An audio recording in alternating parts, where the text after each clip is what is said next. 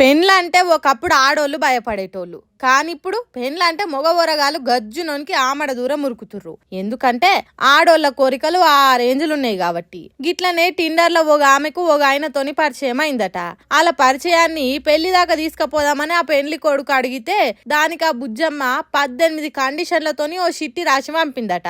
ఆ చిట్టిని ఆయన ఒక్కడే చదివి ఊకుండలేక ఆ బాధ తట్టుకోలేక జనాలతో వంచుకుందామని సోషల్ మీడియాలో పోస్ట్ చేసిండు. ఆ కండిషన్లు ఏంటి అంటే, అందులో ఫస్ట్ అండ్ మెయిన్, నా కాబోయే భర్తకు ఏడాదికి $3 లక్షల జీతం ఉండాలి, అంటే దగ్గర 2.5 కోట్లు అన్నట్టు. తర్వాత లిస్ట్ ఏందంటే, ఆమె ఊకే బుజ్జి కన్నలు నాన్నలు బంగారం అనుకుంటా గారాబం చేసుకుంటా లాడ్ చేయాలన్నట.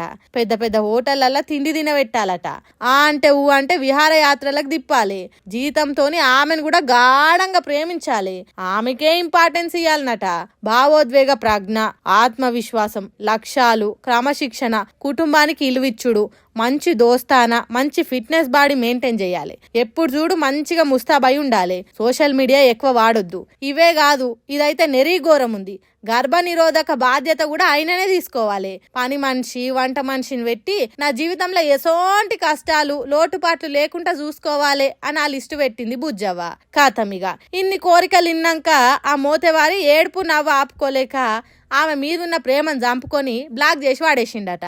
ఈ పోస్ట్ ఇప్పుడు నెట్టింట్లో చక్కర్లు కొడుతుండేసరికి చూసినోళ్ళంతా చల్ గివేం కోరికలు, మనిషి అనేటోడు ఒప్పుకుంటాడు ఇవన్నీ, మా మగజాతి ఆనిముత్యాలు ఏమైపోవాలి, ఆడోళ్ళు ఎందుకు గిట్ల మోపైతురు, ఆమెకి జిందగీల లగ్గం కాదు పోన్రి, ఆమెనే కాదు ఇసొంటి కోరికలున్న ఏ ఆడోళ్ళకి పెళ్లి కావద్దు, ఇదే మా శాపం శాపం అని శాపనార్థాలు పెడుతుర్రు మగజాతి ఆనిముత్యాలంతా.